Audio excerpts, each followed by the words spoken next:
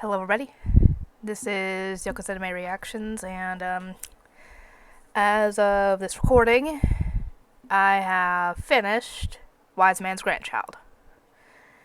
Apparently, it's supposed to have a light novel adaptation, but I've looked for it and I can't find it. I looked on Amazon, and I can't find it because that's usually where I get all my light novels from, is Amazon. But it's not there. So I don't know what's going on or anything, but as far as I know, it's not getting a season 2 anytime soon. I'm hoping it will in maybe 2022, 2023, something like that. But for now, we're gonna have to wait. Anyway, this is gonna be my review for Mushoku Tensei episodes 7 through 9. And then we'll have 10 and 11, and then we'll be done with this. These episodes are, a lot happens. Where Eris is trying to learn to dance so she can have her, dang it, what was it, her party, or 12th birthday party? Though, from what I remember, don't they only celebrate from, 5 years old, 10 years old, 15 years old? Stuff like that. Or maybe it's some other kind of party. I don't know. Anyway, obviously she's trying to learn to dance, but she's not doing well, and she's getting frustrated and running out of the lessons. So the teacher asks Rudius to help with the lessons, and it seems to be going decently well. And when the party happens, she gets nervous and messes up, and Rudius offers to dance with her. And he realizes how to get her to do it, and he has her act like, she's in her sword fighting training, and when she has to do a turn or whatever, she acts like she's doing a feint, and he signals her, and she does. She does it perfectly. So he got her to do it based off of her sword training, which is good.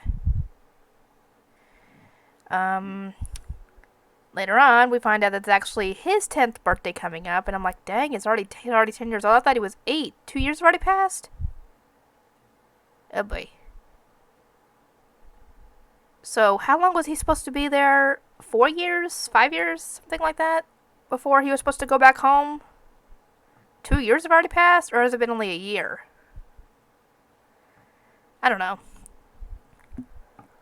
Anyway, obviously Eris and the others are trying to set up a party for him, and he hears this, and we find out that the family has not only likes, the animal people, but Eris's grandfather has sex with one. Oh boy. You like him that much, eh? Anyway, during Rudy's party, he obviously, I don't know if he was, I'm assuming he was acting, as he cries and talks about how he didn't feel welcome there. And surprise, surprise, Eris's mother goes over and hugs him and, tries to make him feel welcome. And I'm like, wow, what spurred this on?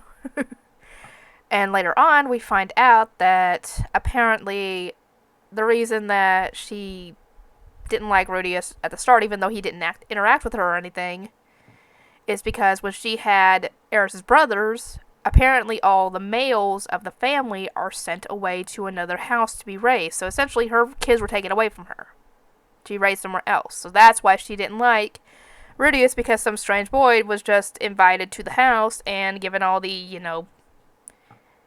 attention and all that her boys would have gotten. So, yeah, that's why.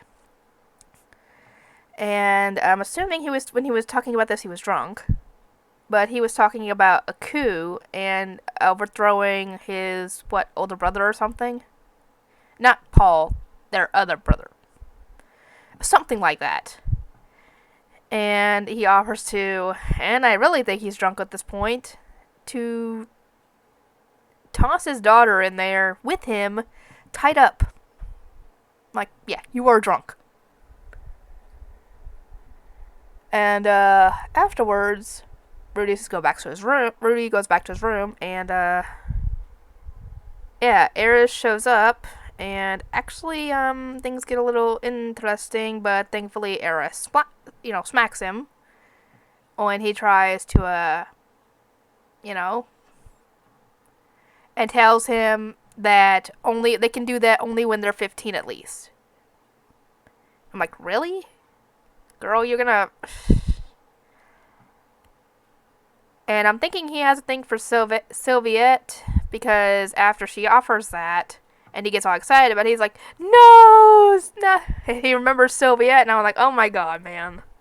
You're turning it, whether you know it or not, you're kind of turning into your brother. And you're not your brother, your dad. And that's not good. Speaking of which, strange things start happening, and we see, what Paul and the others have been up to, and his little sisters, I guess you could say, because they're both his sisters, are now 2 at this point. And, dang it, I don't remember, but I think, Roxy ended up sending him a textbook I can't remember which episode, sent him a textbook of the demon language, so he could learn how to speak and read demon, because he was wanting to learn, the beast, language.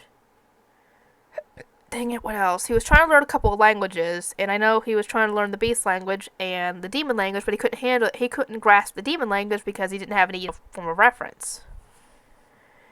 So Roxy had heard about it from him, and she sent him a textbook she made. And later on, he had brought Eris and... Dang it, I just heard the name. Her bodyguard there to show them the cumulonimbus spell. And before he can do that, some guy shows up, and apparently there's something about to happen. He thinks that Rudius is responsible for it. And then a mana disaster happens, where essentially a gigantic explosion of mana happens and engulfs the 3 of them. I have no idea if she survived, but Eris and Rudius were transported into the Demon Land territory, where they were saved by a superb demon. His nickname was Dead End, I think, but I don't remember what his name is off the top of my head. And we find out that they were essentially betrayed by their masters, and that's why they are seen as monsters. And he wants to try and change that, but like I said, good luck with that. Anyway, yeah, I've only got one more video to make for the show for the moment after this, and I'll see you guys next time.